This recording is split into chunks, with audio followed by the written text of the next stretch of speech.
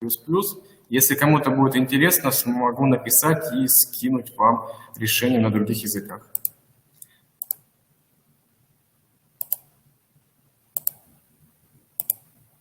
Сейчас, секундочку.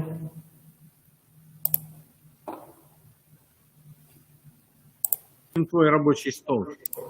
Ну, я, по крайней мере.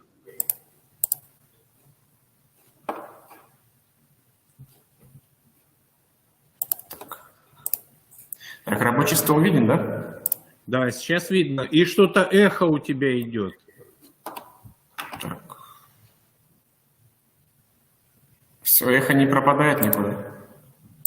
По-моему, у меня-то, я слышу нормально, но вот люди пишут в чате, что эхо.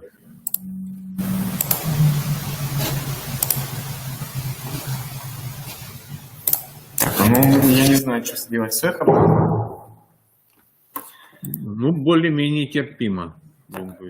Ну, простите, наверное, просто аудитория пустая, поэтому так все эхом отдается. Постановка задачи, начнем с такой классической базовой задачки. Имеется одна куча камней. Сразу забегу вперед, что с двумя кучами камней решается аналогично. Имеется одна куча камней и есть две команды. Добавить в кучу 2 камня или увеличить количество камней в куче в 3 раза. Будем решать задачку с помощью рекуррентного соотношения и напишем логическую функцию, которая будет отвечать нам истинно, если число нам подходит и удовлетворяет заданному условию. Так, давайте что мы обозначим здесь. Во-первых, в начальный момент времени количество камней в куче от 1 до 49.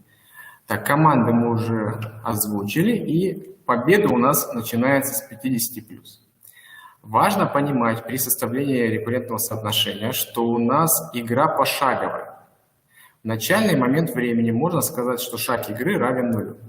Когда ходит Петя, первый игрок, то шаг игры будет 1, потом ходит Ваня, шаг игры будет 2, потом ходит Петя, шаг игры будет 3. Ну и можно увидеть закономерно, что получается у игрока номер 1 все шаги нечетные, у игрока номер 2 все шаги четные. Итак, давайте ответим на первый вопрос. Найдите минимальное значение S, при котором Ваня выигрывает своим первым ходом при любой игре Пети.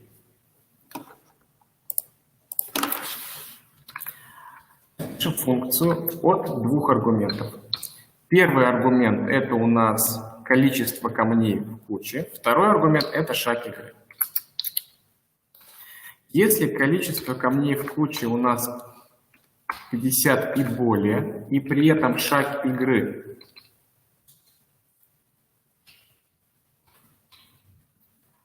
равен 2, то есть это как раз та ситуация, о которой говорится в условии задачи. Ваня выигрывает своим первым ходом. То есть первый ход для Вани – это как раз шаг игры номер 2. Если у нас вот такая ситуация, то функция должна вернуть истину.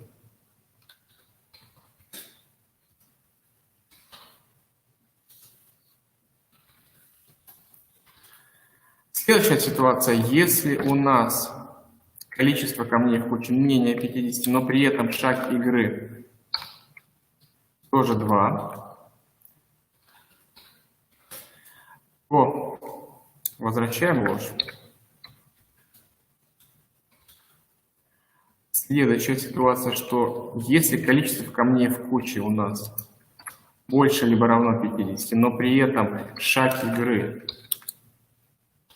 меньше 2.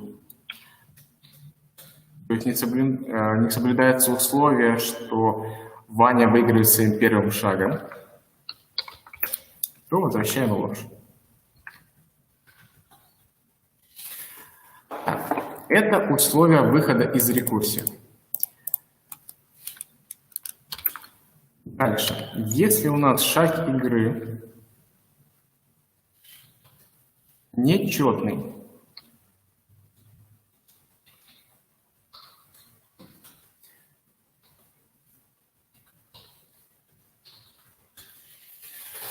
то необходимо продолжить игру. То есть если вот все эти условия не соблюдаются, то мы продолжаем игру, то есть вызываем новые функции от других аргументов.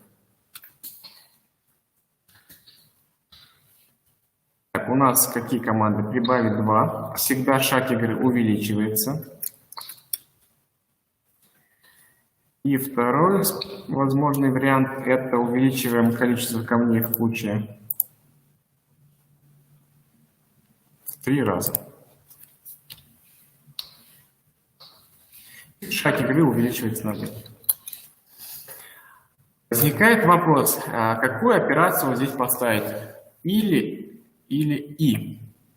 Смотрите, если нам необходимо ответить на вопрос, что побеждает Ваня своим первым ходом при любой игре Пети, значит, для игрока, который побеждает, вернее, после его хода, все вызовы рекурсивной функции должны возвращать нам истину. После его хода все вызовы рекурсивной функции должны возвращать нам истину.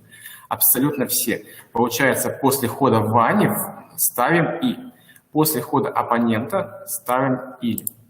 Так, нечетный ход – это ход оппонента, значит, здесь ставим операцию или.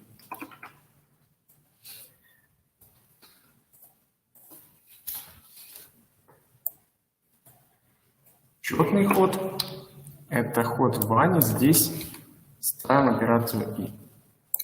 Эта функция всего лишь навсего возвращает нам либо истину, либо ложь, в зависимости от того, какое количество камней в начальный момент было в куче.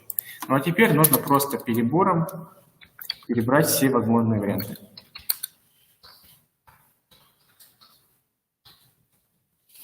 В условиях задачи количество камней в куче может быть от 1 до 49.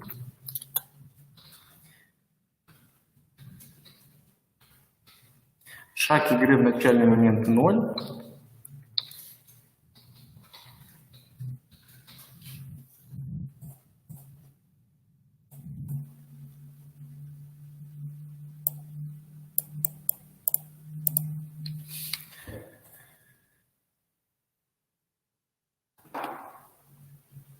Так, программа вывела нам два значения, 15, 16. Так как по условию задачи нам необходимо найти минимальное такое значение, то ответ у нас будет на задачу 19, это 15. Переходим к вопросу номер 2.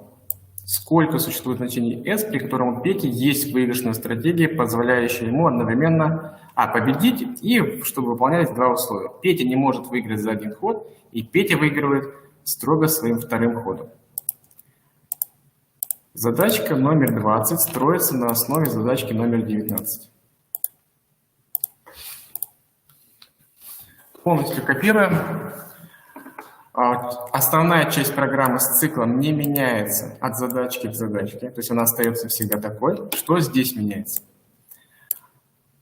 Петя выигрывает своим вторым ходом, значит шаг игры у нас будет третий.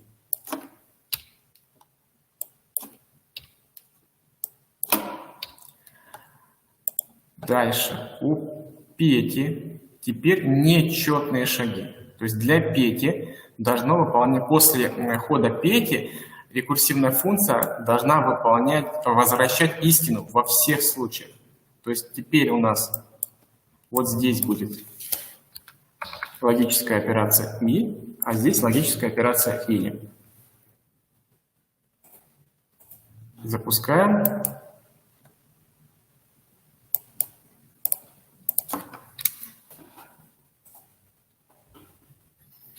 Получаем три ответа: 5, 13, 14. И ответ на вопрос номер 2, ну, то есть, соответственно, задачку номер 20, это 3.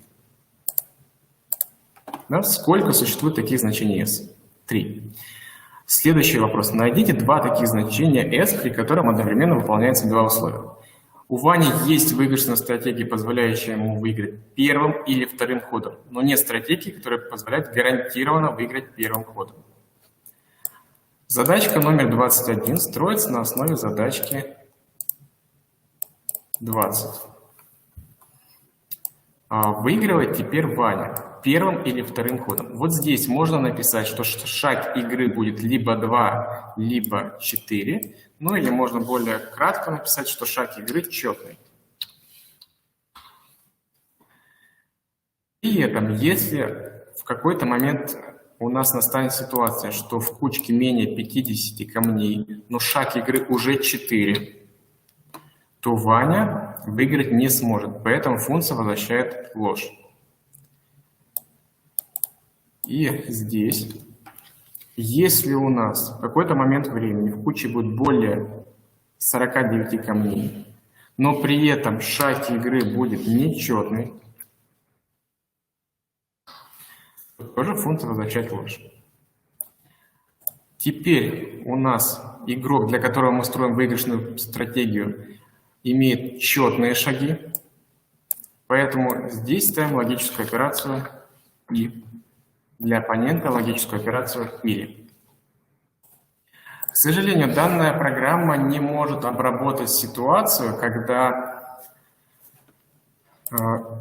Ваня выигрывает своим первым шагом. То есть мы не можем гарантировать, что, вернее, мы не сможем исключить вот написанной программе вот этот пункт. Нам придется это сделать ручками. Смотрите, как это сделать.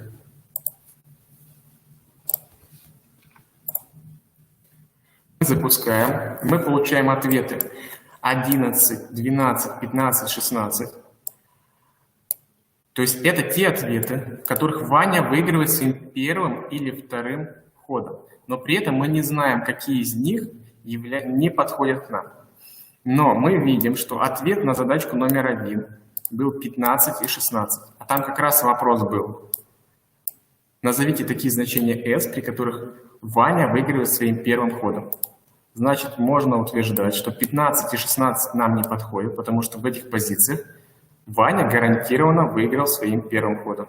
Следовательно, ответ на задачку номер 21 – 11, 12. Так, вот и все решение. Может, у кого-то какие-то вопросы есть? Есть, давайте отвечу на вопросы и потом перейдем к задачке с двумя кучками.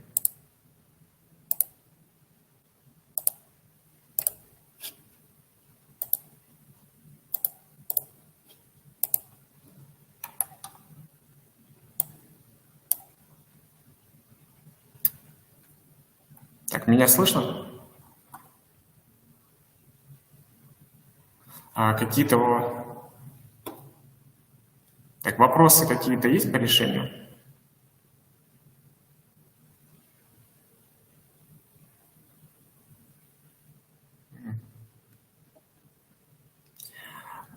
Коллеги, стоит ли разбирать задачку с двумя кучками или все, в принципе, будет аналогично и понятно?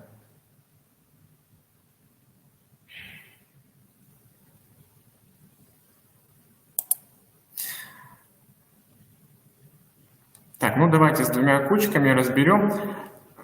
Тут кто-то просит. Там чуть-чуть будет небольшое отличие, потому что постановка вопросов другая.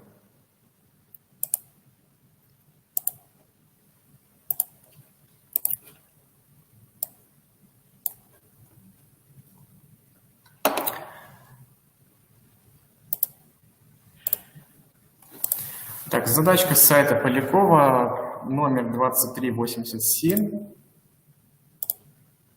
Так, рабочий стол мне все видят? Да, все видно, отлично. Здесь у нас перед игроками лежит две кучи камней, игроки по очереди ходят, ну, в принципе, все так же. Игра пошаговая, ничего не меняется. Для Вани шаг игры всегда будет нечетный. Для Пети, извиняюсь, для Пети будет нечетный, для Вани четный. Выигрыш, когда в сумме в двух кучках будет 45 и более камней. В начальный момент времени в первой кучке 4 камня, во второй S. И у нас есть две команды. Добавить один камень или увеличить количество камней в одной из куч в 3 раза. Ну, начнем с задачки номер 19. Вопрос. Известно, что Ваня выигрывает своим первым ходом. В принципе, как и в предыдущей задаче. Но здесь сказано, после неудачного первого хода Пети. В чем будет разница? Вот здесь Вот эта часть отвечает за то, что игрок правильно отвечал на все ходы оппонента, абсолютно на все ходы. Но в новой постановке вопроса там достаточно, чтобы во всем дереве партии существовала хотя бы одна веточка, которая приводит к выигрышу. Поэтому там и там нужно будет поставить «или». Я не буду уже время тратить и писать с нуля, поэтому буду исправлять эту программу. Итак, основное отличие. У нас функция от двух аргументов. От трех аргументов появляется две кучи А, Б. А первая куча, Б вторая куча, H шаг игры. Значит, А плюс Б должно быть больше либо равно 45. Если шаг игры 2, то вернуть истину. Если А плюс Б меньше 45 и шаг игры 2, то вернуть ложь. Если А плюс Б больше либо равно 45, но при этом шаг игры меньше 2,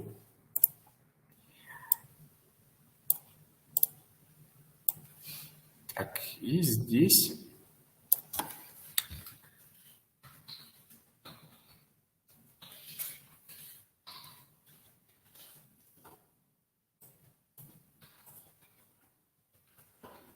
все возможные варианты. Плюс 1 умножить на 3, плюс 1 умножить на 3.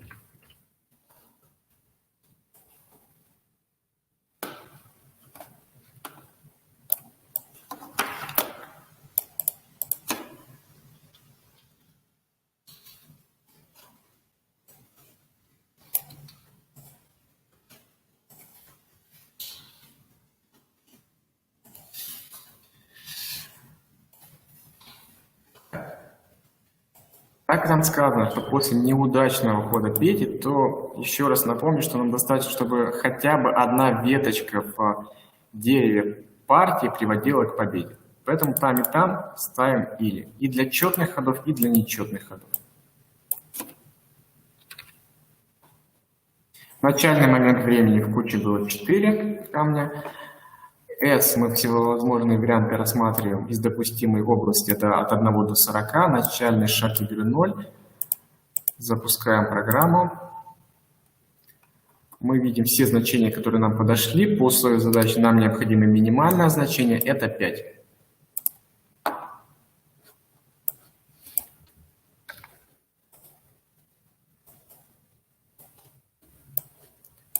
На основе 19 строим 20. Здесь должен победить у нас Петя своим вторым ходом, вне зависимости от того, как сходил Ваня. Так, значит, шаг игры, если Петя ходит своим вторым ходом, побеждает своим вторым ходом шаг игры 3. Для того, для кого мы строим выигрышную стратегию, это для игрока с нечетными шагами, мы должны писать операцию «и».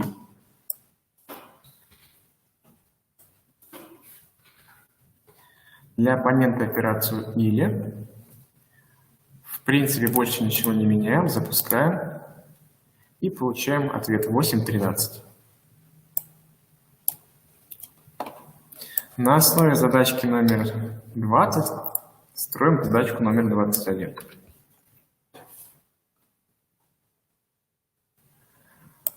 Ваня должен победить своим первым или вторым ходом, и при этом у него нет стратегии, позволяющей ему выиграть первым ходом. Так, у Вани нечетные шаги. Ой, у Вани четные шаги, извиняюсь. Поэтому здесь меняем следующим образом. Если в сумме в двух кучках меньше, чем 45 камней, а шаг игры 4, то возвращаем ложь. Если в сумме в двух кучках больше либо равно 45, а шаг игры нечетный, то возвращаем ложь. Так, теперь у нас победитель То есть тот человек, для которого мы строим выигрышную стратегию, имеет четные шаги. То есть здесь меняем четность вызова. Запускаем. Все, ответ на задачку 12. Итак, буквально за минуту можно было решить 20 и 21, переделав немножко 19.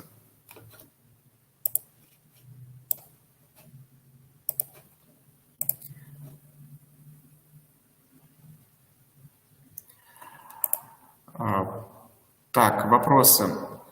Кто-то спросил, только один ретерн написать. Да, можно было, но понимаете, почему я 2 написал в 19 задачке?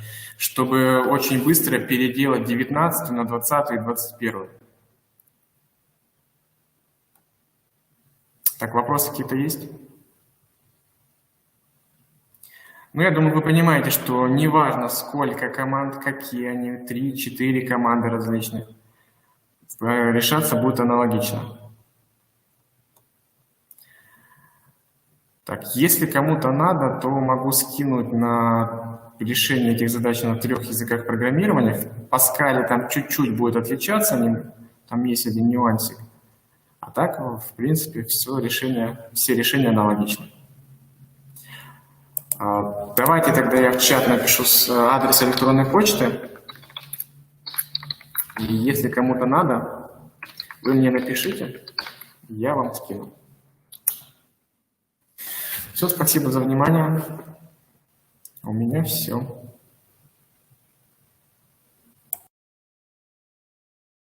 Педагоги возьмут на вооружение некоторые нюансики этих решений. Так, ну а мы перейдем дальше к следующему вопросу. При проведении экзамена по информатике, единого государственного экзамена, возникают иногда некоторые проблемы. И вот об этих проблемах мы сегодня поговорим. Зайкова Анна Вадимовна, учитель информатики школы номер 3 с углубленным изучением отдельных предметов города Усинска.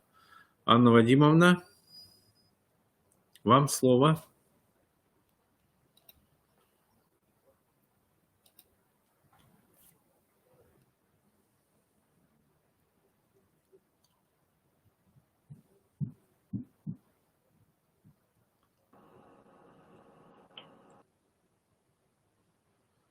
Так, сейчас Анна Вадимовна подключится.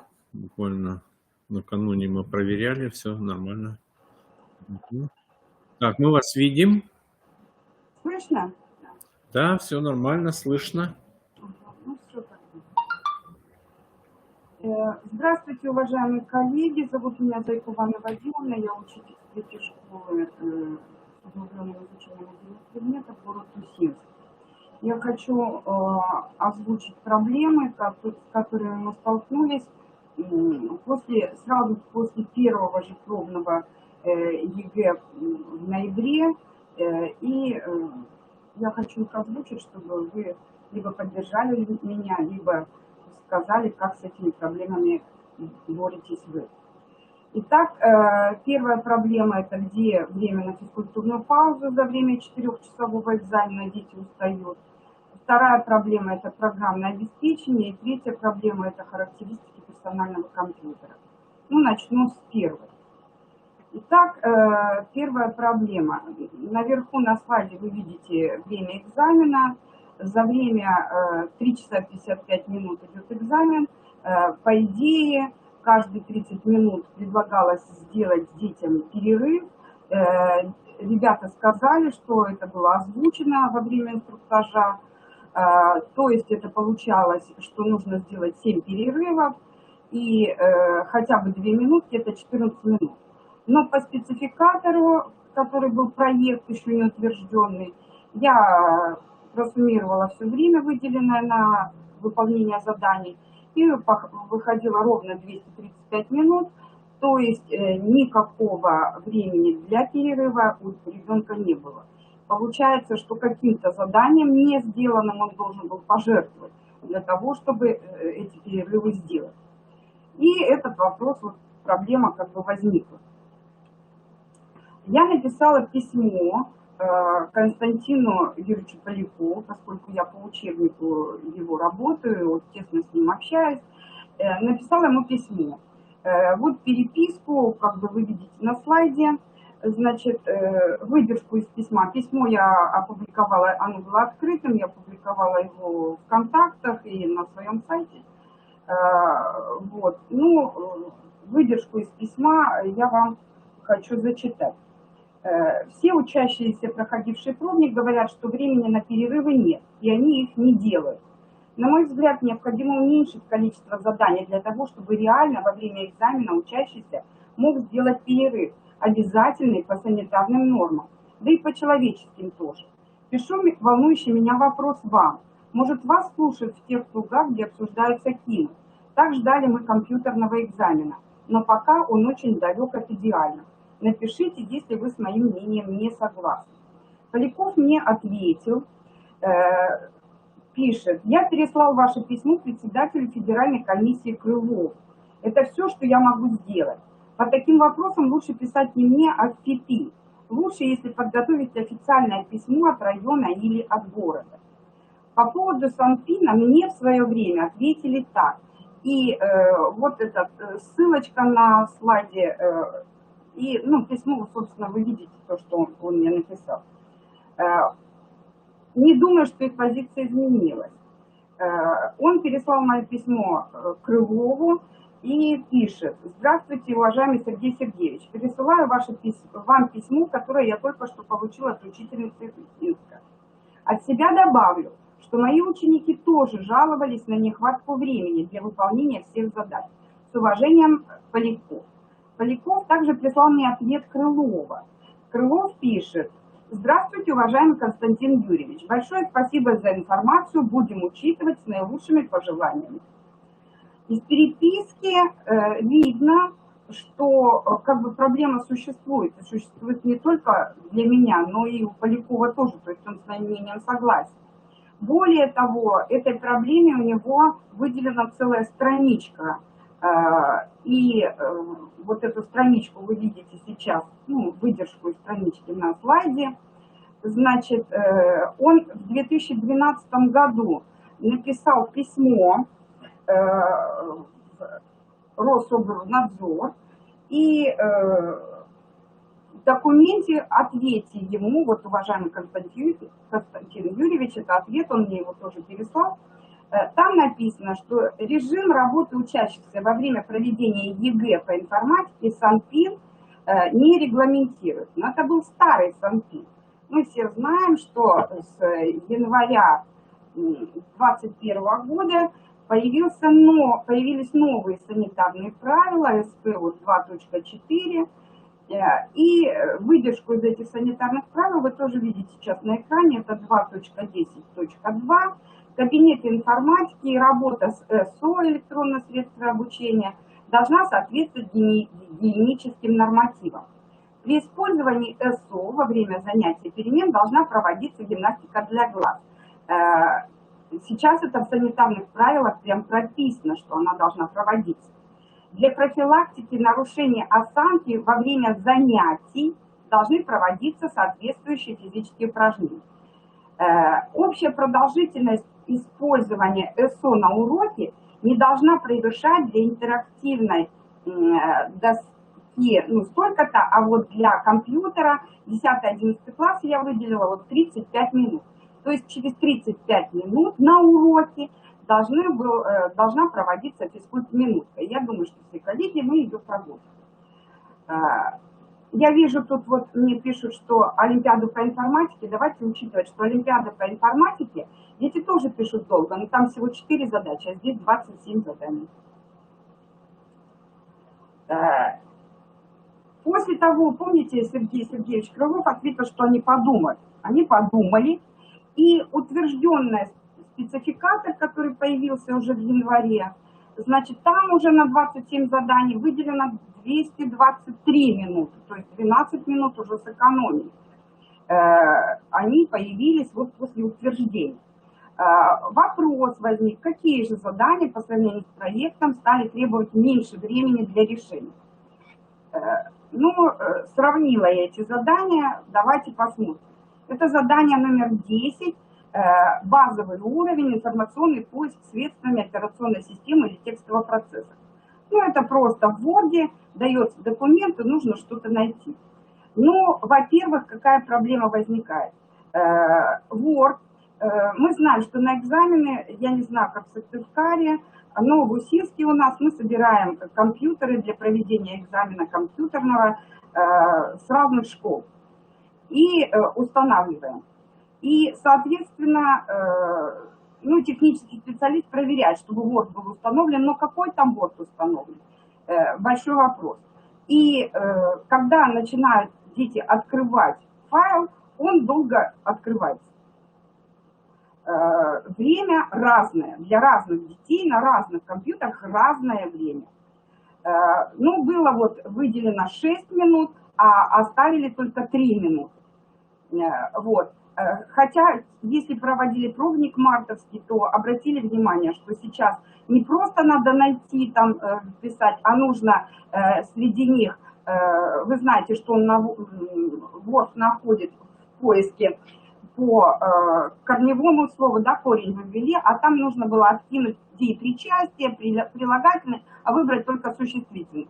Не думаю, что это так быстро. 14 задание. Знание позиционных систем счисления. Было 5 минут, стало 3 минуты. Почему вдруг стало 3 минуты, когда требовалось 5? Чем оно так? Это тем, что ребенок быстренько очень напечатает значения в Excel, там большие числа, там надо все равно подумать. Ну, в принципе, 3 минуты, наверное, детям хватает. Я просто к тому, что на экзамене ребенок все равно нервничает. И это вот время впритык, как говорится. 15 задание. Знание основных понятий законов математической логики. Это бывшее 18 задание. Ну, я не знаю, как у других коллег, у меня ребята решают это программированием. Но, вы знаете, получается, что задание, экзамен не на проверку знаний логики, да, а на проверку, кто быстрее напечатает программу. 16 задание. Вычисление рекуррентных выражений. Тоже было 9 минут, стало 5 минут. 17 задание. Умение создавать собственные программы. Было 15 минут, стало 14 минут. С чего вдруг эта минута? Ну ладно. 19 задание, ну после сегодняшней демонстрации, думаю, что дети уложатся. Там на 19, 20, 21 задание выделено 20 минут, а мы сегодня уже, нам коллега продемонстрировал, что это гораздо меньше времени. Вот 15 минут сэкономить можно отсюда. Да? 12 задание, там прибавили 2 минуты. Это умение анализировать алгоритм, там на редакторах, если помните, там исполнитель, редактор, дана строка, и нужно проанализировать. Если раньше можно было просто программу набрать, это первый пробник был, то сейчас там исходная строка не дана, и там нужно подумать. Ну вот, добавили 2 минуты на подумать. Я посмотрела трудовое законодательство. Так вот, согласно трудовому законодательству, я хочу зачитать прям. Значит,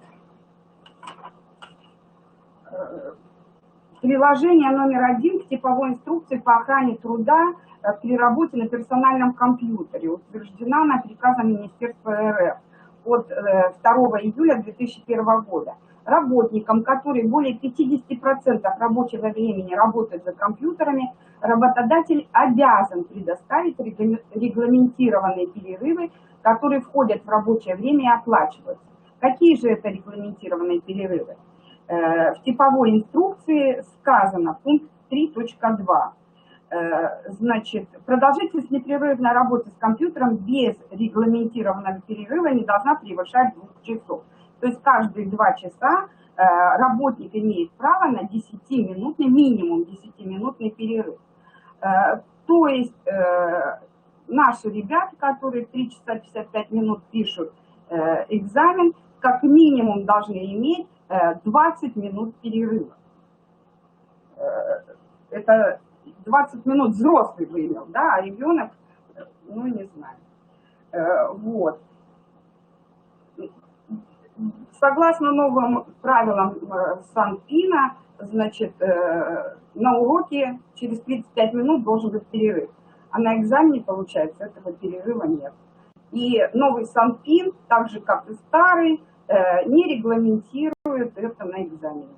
Вот как бы проблема, которую я хотела озвучить и обозначить. Я предлагаю от все-таки нашего республиканского методобъединения на учителей информатики, на ФИПИ эту проблему все-таки обозначить, написать, как предлагает Поляков, да, от города или региона. Вот. Я предлагаю убрать 17-е задание, там 14 минут, как раз мы сэкономили бы на перерыв. Потому что 17-е задание, ну, на мой взгляд, может быть, я не права, дублирует 25-е. Там что 17-е на нахождение делителей, что 25-е на нахождение делителей. Вот. Это то, что касается первой проблемы. Теперь проблема номер 2, программное обеспечение. У меня ребята в основном программируют, есть дети, которые олимпиадники, программируют на питоне, но в основном, поскольку мы с 7 класса изучаем Паскаль, более того, у нас есть элективные курсы по Лазарусу, там тоже Паскаль, поэтому в основном дети программируют на Паскаль. Но 24-е задание, где большие длинные текстовые файлы, его нужно обязательно открывать, этот файл, в Паскаль ABC.NET. Среда Паскаль ABC не поддерживает работу с длинными символьными строками. Это прописано и на Решу ЕГЭ, и у Полякова. Так что меня беспокоит, да и детей тоже, чтобы стояло именно Паскаль ABC.NET, то есть новейшее программное обеспечение. В инструкции не прописано это на сегодня у технических специалистов, а хотелось бы, чтобы было прописано, потому что это важно. И последняя проблема, которую хочу обозначить, это характеристики компьютера. 25-е задание. Ну, вы знаете, что раньше задания 25, 24, 25, 26, 27 проверяли специалисты, и специалисты 27-е задание могли оценивать эффективный и неэффективный алгоритм. Сейчас, ввиду того, что дети просто вводят ответ, для того, чтобы проверить эффективность, я так понимаю, ввели просто большие числа. Ну, а что мы сделали? Проверили таким образом одну и ту же программу, абсолютно. Причем мы проверяли и на питоне, и на Паскале, на разных компьютерах. Она отрабатывает разное время. Соответственно, я считаю, что дети опять же будут в разных условиях. Ну, проверяли, например, сравнивали стационар с ноутбуком. Или 2 стационара, но разная оперативка. Или 2 стационара, но разная операционная система. И время везде разное. Одна и та же программа. Решение одной и той же задачи. Разное время. Поэтому, как бы, я считаю, что тоже неправильно, когда дети в разных условиях. Компьютеры, еще раз повторю, у нас в городе собираются разные, и неизвестно, какому ребенку достанется. Вот, собственно, 3 проблемы, которые я хотела озвучить. Хотела бы, сейчас я почитаю эти, потому что волновалась, пока читала, этот не читала. Спасибо, Анна Вадимовна. Значит, Александр Максимович Дюрягин у нас.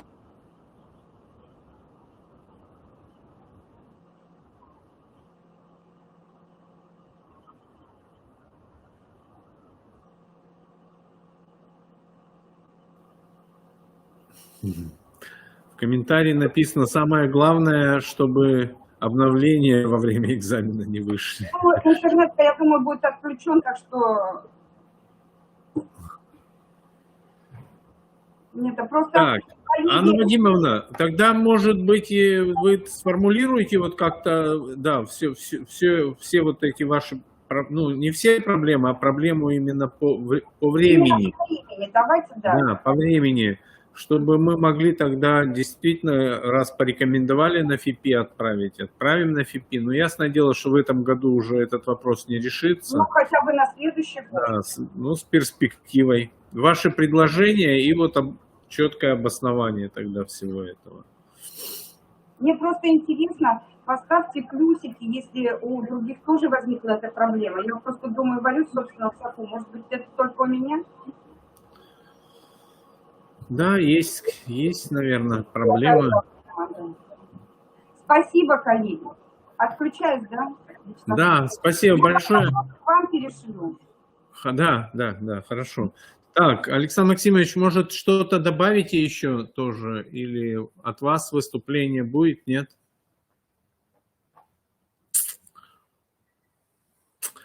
Значит, третий вопрос у нас как бы выпадает. Татьяна Сергеевна не смогла по объективным причинам.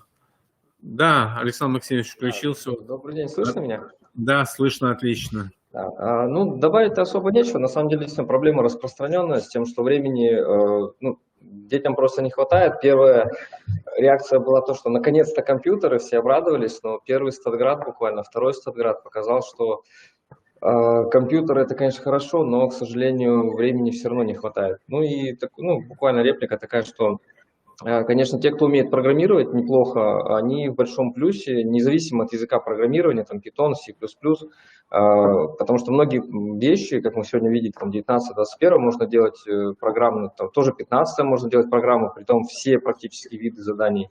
Вот, то есть дети, которые умеют программировать, в большом плюсе в этом плане. А так, проблемы, да, актуальны, и, наверное, надо как-то пытаться с ними бороться.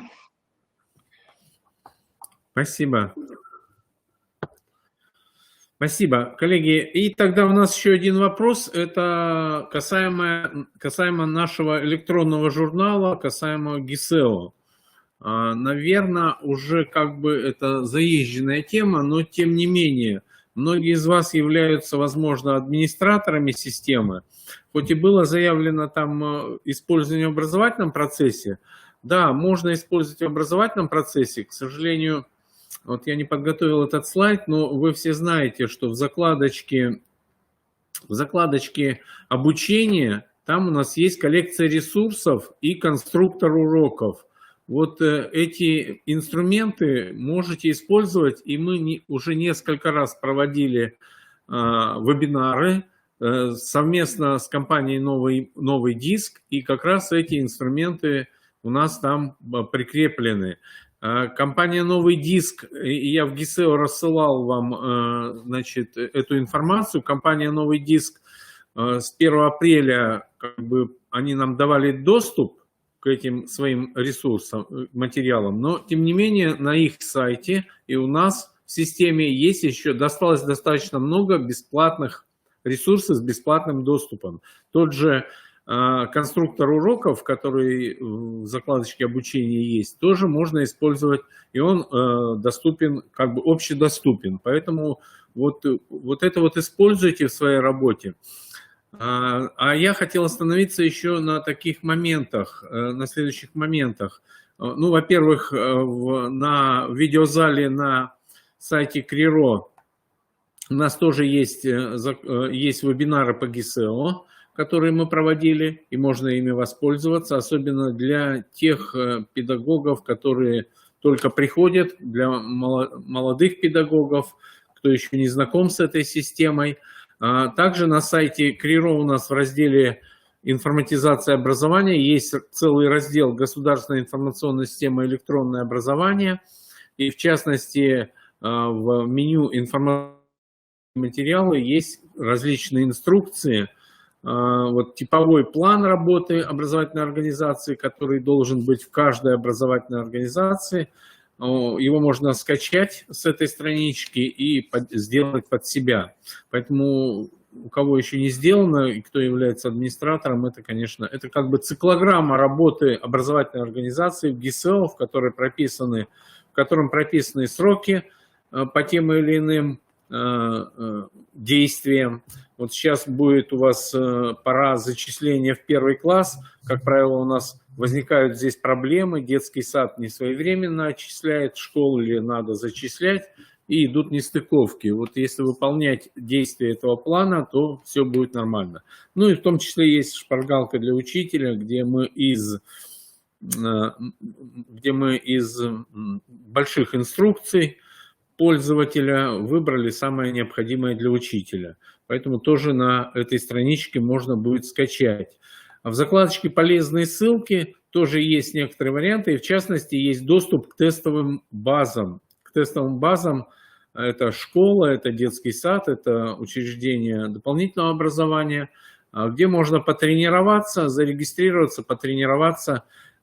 И в связи с этим мы проводим тоже на сайте КРИРО, сейчас я постараюсь тогда переключусь на демонстрацию рабочего стола и покажу. На сайте КРИРО тоже, может быть, это будет полезно для молодых учителей или тех, кто недавно пришел на работу. В закладочке, значит, записаться на курс. Записаться на курс. У нас есть обучающие семинары. И вот здесь вот этот семинар, он как бы постоянно действующий семинар, функциональные возможности ГИСЭО. Он переводит нас на сайт дистанционного обучения, и можно на него записаться, distant.kriro.ru. Многие тоже знают этот сайт, потому что здесь размещены наши курсы дистанционного обучения. Можно здесь записаться на этот семинар. Он 16-часовой. Периодически раз в квартал мы делаем приказ о зачислении тех, кто успешно закончил. Вот это было у нас в феврале. Цикл прошел сейчас в конце мая, скорее всего, уже в сентябре. Поэтому учителя могут свободно записываться, проходить. И я проверяю работы и по окончании, так сказать, пишу комментарий свой, если все там сделано нормально. По окончании как бы выдается, в этом случае выдается сертификат тем, кто успешно прошел. Поэтому как раз работа идет вот на этих тестовых базах, которые у нас имеются. То есть выполнять задания можно будет на вот этих тестовых базах.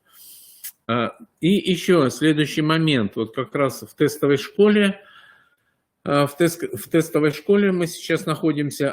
Прошу обратить внимание на у вас в закладочке «Управление справочники» есть подразделение. Надо отредактировать это подразделение таким образом, чтобы у вас не было ничего здесь лишнего. То есть должно быть обязательно следующие подразделения: медицинский персонал, обслуживающий персонал, педагогический персонал, руководящие работники и учебно-вспомогательный персонал. И то медицинский персонал – это в том случае, если у вас ваши медицинские работники входят в штат образовательной организации. Тогда в личной карточке вы тоже должны закрепить сотрудников в своих подразделениях. И что это нам дает? У нас есть отчет, статистический отчет ОО1. Вот как раз в разделе, связанном с педагогическим составом, с кадровым составом, то есть в отчете по кадрам, это раздел 3, там в основном, да, в разделе 3, когда вы нажмете кнопочку «Авторасчет», то у вас будет все посчитано нормально и правильно. В случае несоответствия, вот этих несоответствий, то, возможно, будут какие-то расхождения или кто-то потеряется при формировании вот этого отчета ОО1. Поэтому это тоже вот необходимо сделать, у кого еще не сделано. Я так периодически просматриваю и вижу, что в некоторых учреждениях как раз вот эти подразделения сделаны не совсем правильно. Дальше, значит, мы все слышим заявления и Министерства просвещения, и на всех уровнях снизить отчетность с педагога, всевозможную отчетность. Ну, одна из возможностей снизить отчетность, вот в частности, мы недавно проводили мониторинг этнокультурного образования.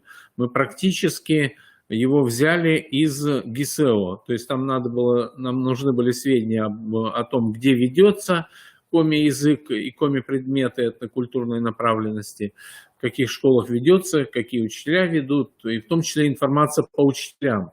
Но, к сожалению, вот педагогическое портфолио, которое есть в системе в разделе «Аттестация», оказалось не у всех заполнено. Поэтому тоже